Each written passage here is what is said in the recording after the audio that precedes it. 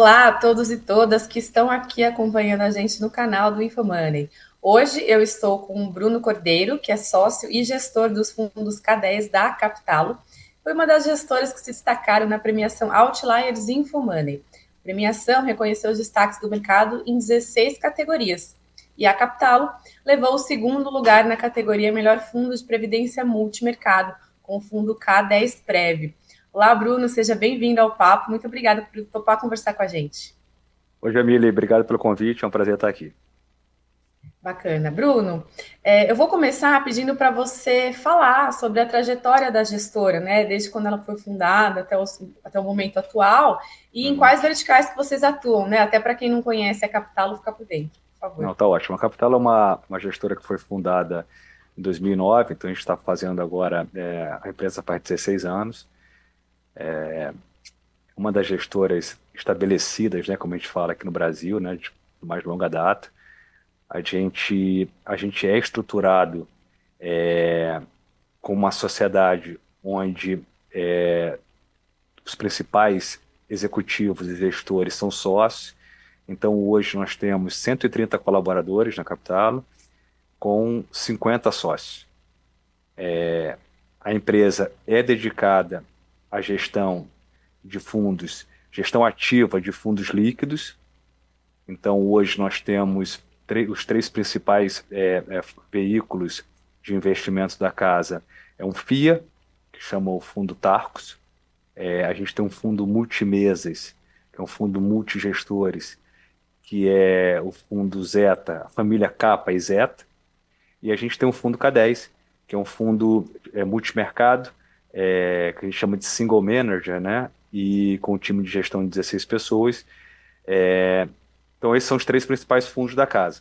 Hoje, a empresa tem 23 bi de reais sob gestão, por volta de 50, um pouco acima de 50% no K10 e a outra metade na família Capizeta e, e o Fundo Tarcos. Bruno, depois de te ouvir, né, falar um pouco sobre a história da Capital, eu queria te ouvir sobre o futuro, né, sobre as ambições estratégicas da Capital para os próximos anos, né? Uhum. O que vocês estão pensando, vendo, né, de próximo passo? Vocês pretendem expandir, desenvolver novos produtos? Conta um pouquinho para a gente. A gente tem sempre pensado em oferecer o que a gente sabe fazer bem em formas de produtos financeiros para o mercado, né? Então, assim, a Capital não é aquela empresa onde às vezes o mercado está querendo fazer alguma coisa e a gente vai lá e tenta montar um time de gestão e tenta desenvolver um produto que o mercado está demandando naquele momento.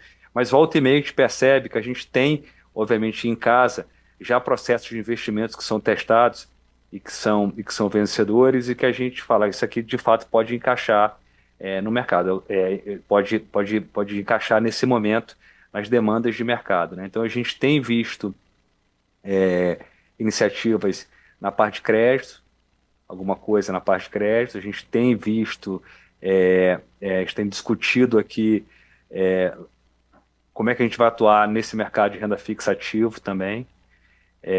No caso da Previdência, como você sabe, a gente conseguiu hoje, com o progresso da legislação, ter três veículos de investimento na Previdência. Obviamente que a gente pensa em ter mais. E a gente está com alguns veículos, que são veículos em dólar, lá fora, para investidores residentes que têm dinheiro lá fora e querem continuar com o mesmo investimento, só que em vez de ficar em reais, ficar em dólares, e ele pode também receber dinheiro de não residentes no Brasil. Um desses veículos é uma proxy do K10, ele se chama Merchant Fund, que a gente está começando agora a fazer a parte comercial. Então, assim, te respondendo, a gente acha que a gente tá muito bem posicionado na indústria local. A gente tem um time de investimentos muito, muito capacitado. A gente está muito bem equipado como uma empresa gestora aqui no Brasil. E a gente vai, obviamente, que, dependendo das condições de mercado, obviamente, lançar produtos que a gente tem convicção que o processo de investimento que vai estar por trás desse fundo, etc., é uma coisa que a gente sabe fazer de longa data e que a gente tem muita convicção de que é vencedora. Entendi. Você falou dos processos, né, de produtos, e eu queria te ouvir, então, um pouquinho sobre governança, né? Quais Uhum. você diria que são as boas práticas adotadas pela Capital? Tem alguma que se destaca?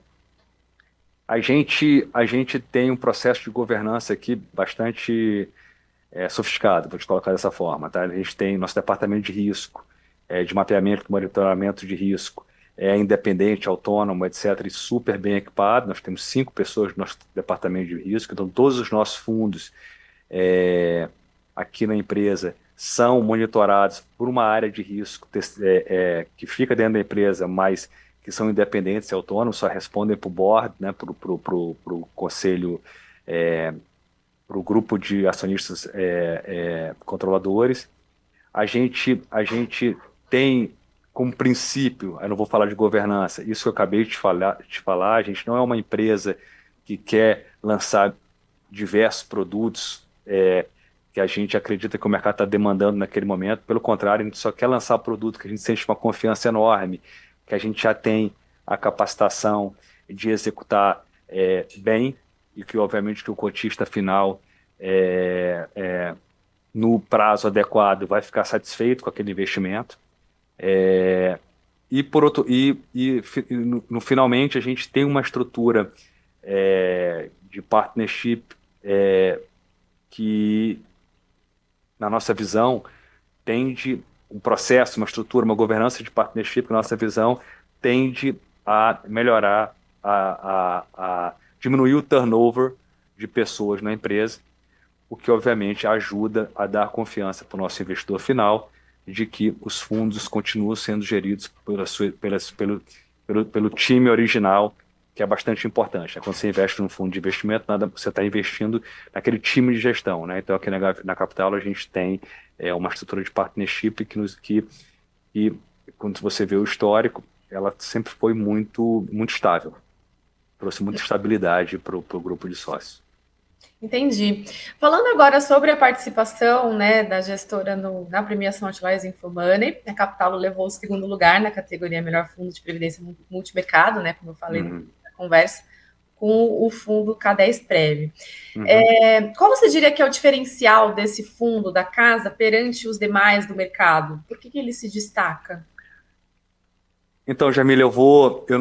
É difícil responder qual o diferencial em relação aos outros. Eu vou te falar um pouco como é que é a estratégia, o que é que a gente acha, porque que a gente acha que ela é vencedora no longo prazo e que ela vai ser um bom investimento para os nossos cotistas, né? Então, assim, a estratégia K10, obviamente que tem um K10 prévio, como que está sendo premiado aqui, mas tem um K10 555 também, que é um fundo de investimento normal, os dois são iguais.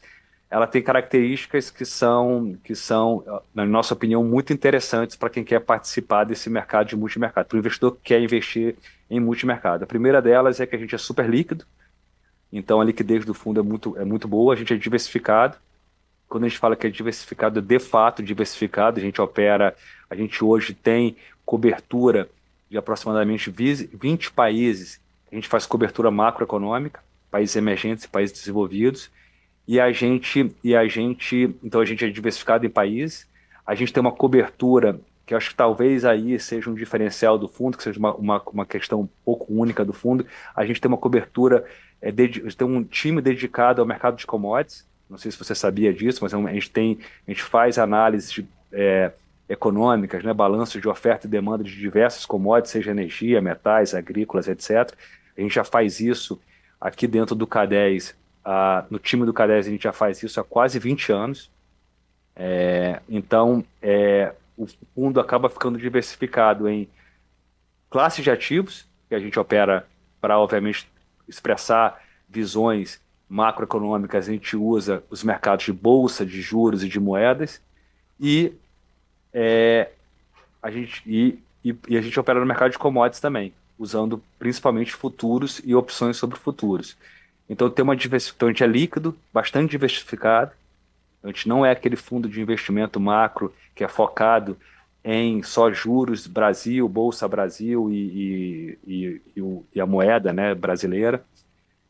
No final, a gente acredita que ser oportunista construindo portfólio é uma coisa muito importante. Então, a liquidez nos permite fazer isso. Em que sentido? Toda vez que a gente eh, nossas discussões diárias e semanais aqui no K10 é para otimizar o portfólio, aquele grupo de ideias de uma forma que melhor reflita o cenário à frente. Então, quando você vê nossa alocação de capital, ela é oportunista entre classes de ativos, entre commodities, entre países, e sempre buscando a melhor condição de portfólio possível naquele momento. Eu acho que isso permite, isso quer dizer, isso no fundo não é que ele permite, mas ele ajuda a gente a ter uma certa consistência de bons retornos, que eu acho que é uma demanda do investidor final dessa indústria. Isso nunca vai garantir liquidez, money management e diversificação, nunca vai garantir isso de fato, mas ajuda bastante nessa questão que é a consistência de geração de retornos excedentes. Entendi. E como que você avalia o mercado de previdência hoje, né? Tem oportunidade nesse segmento? Até pensando que recentemente Uhum. aconteceram algumas mudanças, né? Por exemplo, Ah, a cobrança de 5% é. de IOF, né? Uhum. Em aportes, nesse caso, nesse ano, né? Em aportes Ah, acima de 300 mil, e no ano que vem acima de 600 mil, né? Você acha que é uhum. um tipo de medida que pode impactar as oportunidades desse mercado hoje? Qual que é a avaliação de vocês? No fundo, a gente sempre viu o mercado de previdência com muito bons olhos. A gente acha que os benefícios de estar no sistema da previdência, os benefícios fiscais e de portabilidade, são muito bons para o investidor final. A gente sempre acreditou que talvez o horizonte do investidor nos produtos de previdência são mais coerentes com produtos de investimento como o K10. A gente sempre está falando que nossos fundos de investimento aqui na capital, se você quiser investir, é melhor você ter com a cabeça de ficar 2, 3 anos, porque a gente tem muita confiança que num período mais longo, tipo 2, 3 anos ou mais, a nossa capacidade de gerar retornos acima do benchmark, acima do CDI, aumenta muito.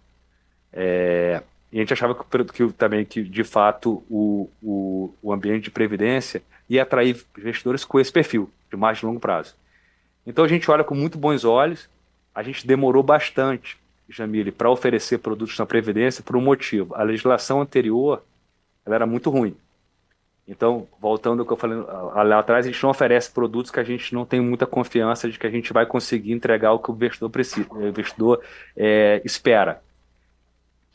Dito isso, a legislação vem mudando muito para o bem, vem flexibilizando, e aí, obviamente, a gente já consegue hoje oferecer o K10 Prev, que tem tido uma aderência enorme com o K10 555, assim, deve ser o fundo no mercado com melhor aderência, que é muito bom, que mostra para a gente que foi uma decisão acertada entrar na Previdência, e hoje a gente já consegue também fazer na Previdência os fundos capa e zeta. Então a gente vê com bons olhos. O IOF atrapalha? Eu acho que é um atrito, sim. Eu acho que talvez vai dificultar novos aportes ali no ambiente de previdência, mas a gente ainda vê com bons olhos. Essas coisas mudam, esses IOF são temporários, às vezes são mal desenhados, eu acho que nesse caso foi muito mal desenhado, acho que não vejo muito sentido, mas dito isso, a gente acha que as outras regras da previdência, não só fiscais, mas a parte de produtos, elas só tendem a melhorar. Então a gente olha com bons olhos, vai estar sempre tentando encontrar oportunidades nesse ambiente. A gente aqui na capital vai estar sempre buscando criar oportunidades para investidores que querem estar no ambiente da previdência. Entendi. Então tem mais oportunidade do que Acredito desafio, que né? vai ter, acredito que vai ter. O desafio sempre tem, mas a vida é sempre assim, né? Sempre tem desafio, a gente vai ter. Nossa função é tentar resolver esses problemas, né? Uhum.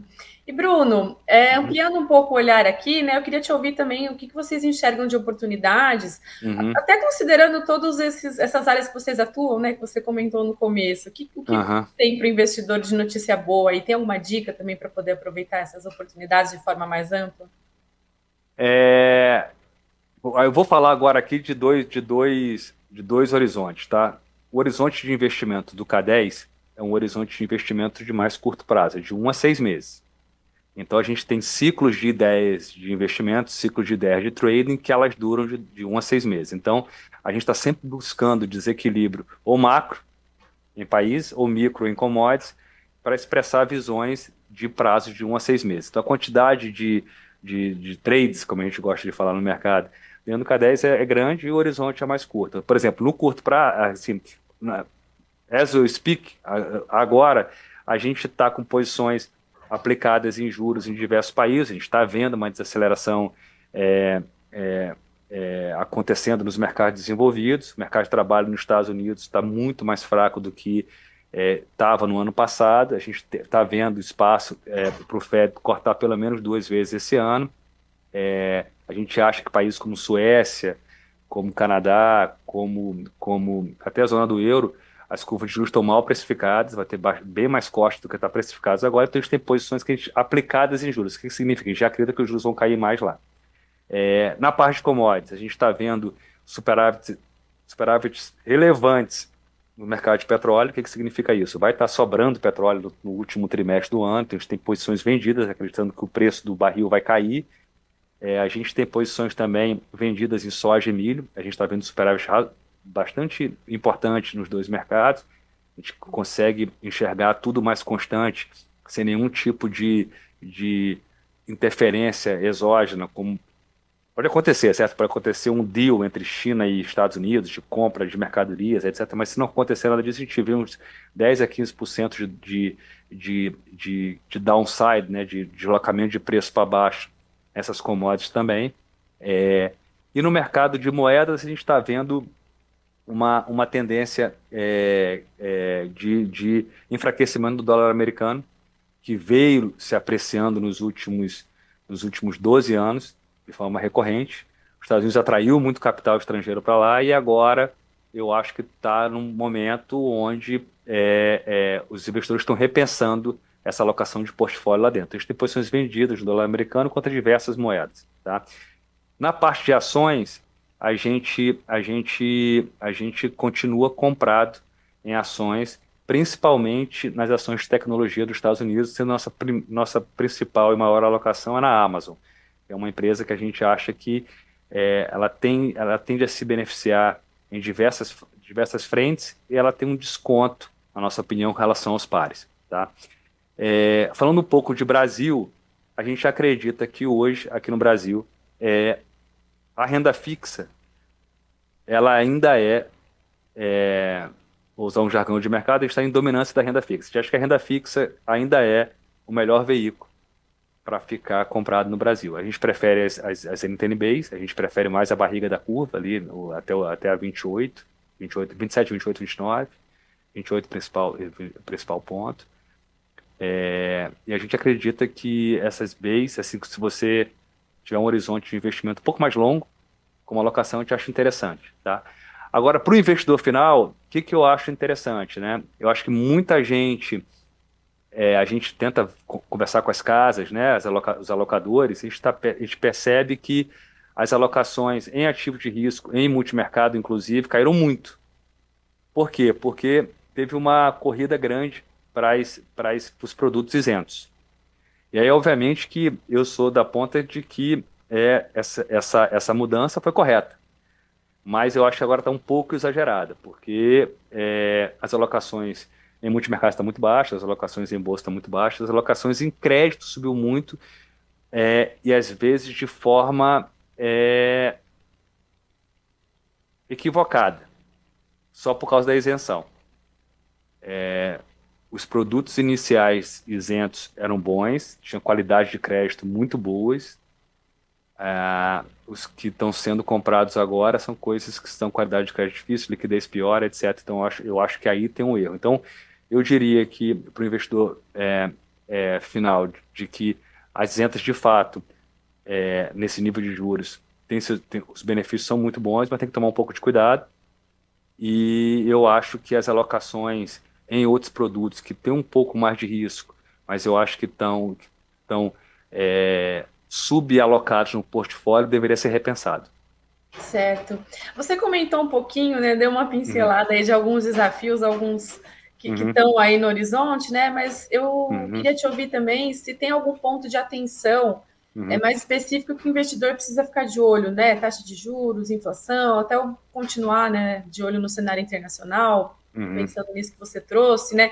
Tem alguma coisa que o investidor tem que ficar atento, tem que acompanhar, dado esse cenário todo? Então, assim, eu acho, então, voltando ao ponto original, e aí sem falar em cenário central, falando agora nas caudas, né?